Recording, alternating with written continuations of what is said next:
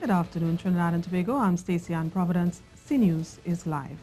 Topping the news at this time, those hoping to head to Tyrico Bay and Las Cuevas this morning may have had to change plans as a landslide along the North Coast Road has made parts of it impassable. The landslip occurred just after Uncle Sam's Bar, blocking the roadway between Maracas Bay and Tyrico Bay. Now, the Ministry of Works and Transport has put out a statement in relation to the incident.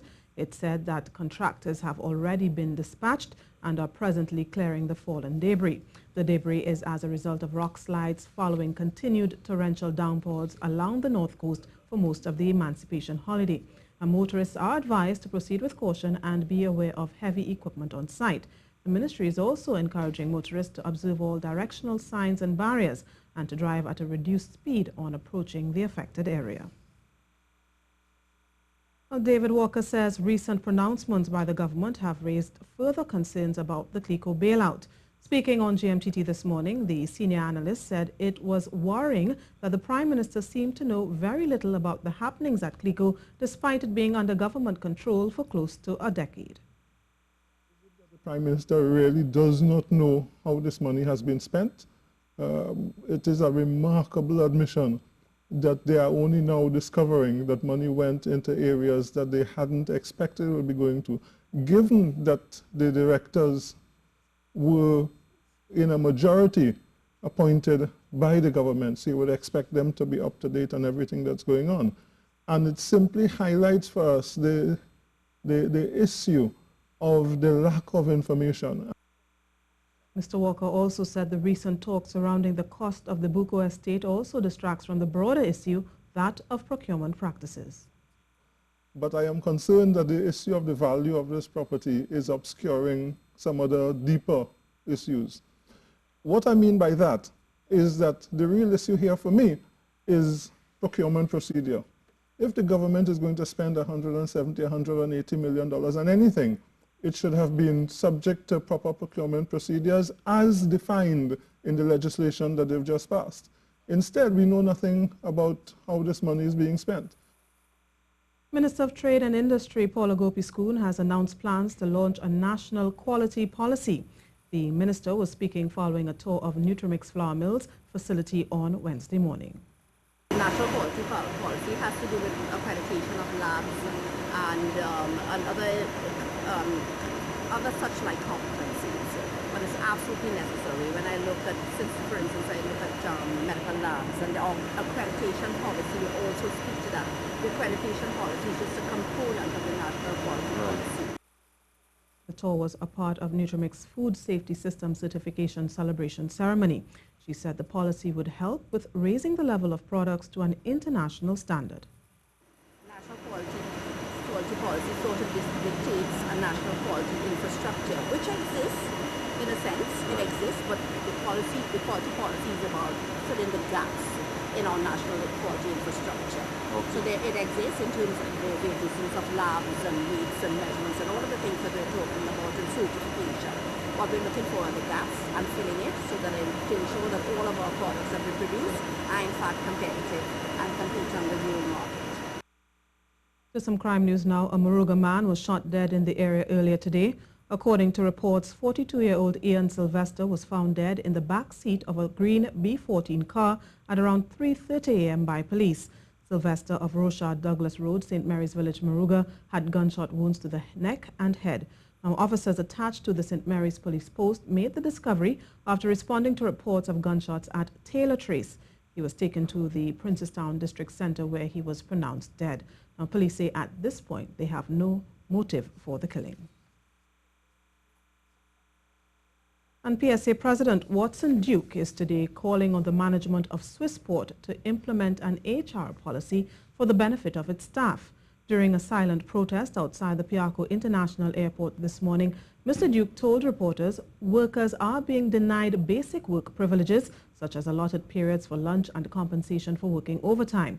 He added there are also several health and safety concerns which have gone unattended. The PSA president said several letters have been written to management in the past without receiving a response. He forewarned if the issues are not addressed, the devil will have to come out. Well, this is the C News Live report at noon. Remember, you can keep up to date with all the latest news on our website at ctvtt.com, or you can check us out on Facebook and Twitter at C News Live.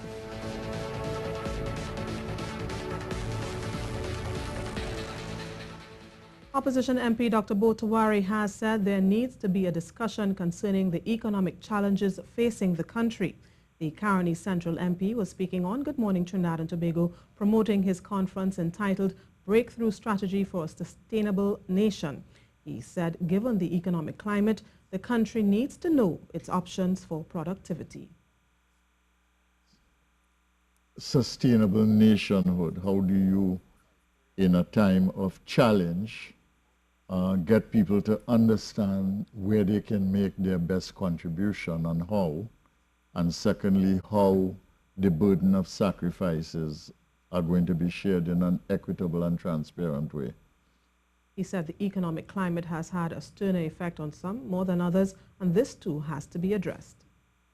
How do you, when you get to the point where in an unequal society in which wealth is concentrated in a certain way, where there's a divide between the rich and the poor, haves and have-nots, how do you have shared prosperity so that you can bridge that gap between those who now have and those who do not have and who are weak and vulnerable in the economic system? And I feel this conversation has been postponed too long. In some entertainment news, Ian Pantin has been appointed as the new general manager of the All-Stars. The All-Stars, formerly known as the Roy Cape All-Stars, confirmed this in a media statement today. In that release, the band's musical director, Carlisle Jusman Roberts, stated Mr. Pantin's appointment is a continuation of the rebranding process for the band following the retirement of Dr. Roy Cape. He said, "We are extremely ecstatic to have Ian on board with us, and we're all looking forward to working with him." Now, Ian Pantin served as Bunji Garlin and the Asylum Band's manager up to 2013. Commenting on his appointment, Mr. Pantin said, "I'm a grateful and humble beneficiary of the numerous legacies of the band's founder, Dr. Roy Cape, who has given so much of his talent and expertise to all of us over the last 57 years. The cultural achievements forged by Papi, coupled with the commitment from the long-standing members of the band, are invaluable." Well, those of you in Port of Spain would know we just saw quite a heavy downpour, and Trinidad and Tobago is expected to see more cloud cover in the afternoon. Light to moderate showers are expected in a few areas, and there is a chance that one or two of these showers could become heavy and thundery, especially in western coastal areas. Tonight would be mostly settled. Seas are expected to be normal but moderate, with waves 2 meters to 2.5 meters in open and near calm in sheltered areas.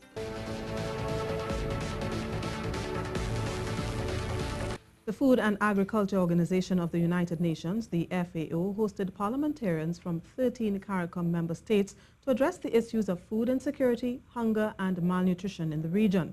The Minister of Agriculture, Clarence Rambarat, spoke on behalf of Trinidad and Tobago on the issue of a parliamentary front against hunger. I think we've had a very fruitful discussion. I think there's a common understanding that as legislators we play a very important role in terms of ensuring that our individual countries design food systems that will continue to feed the region.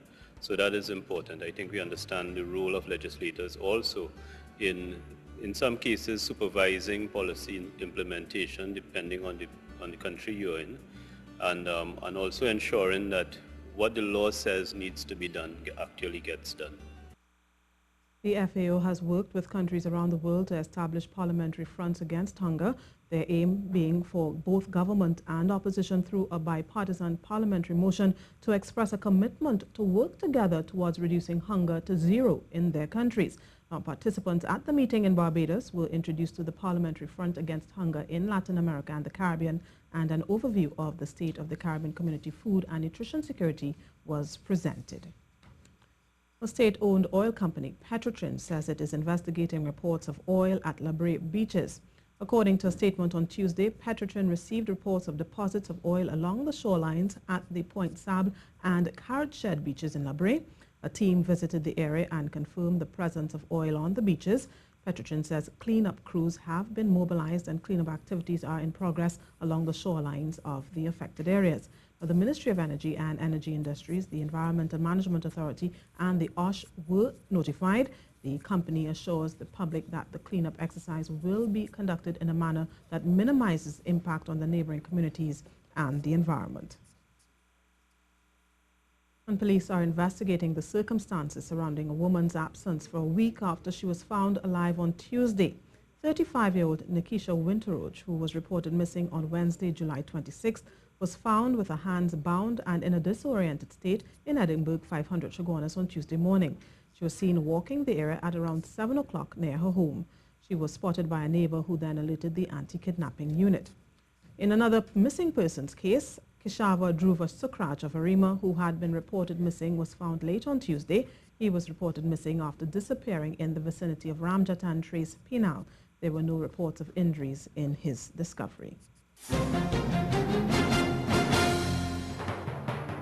For those following the West Indies' fortunes over in England, Kemar Roach was in the mood in Chelmsford, claiming 3 wickets to decimate Essex's top order during their 3-day tour match against the English county.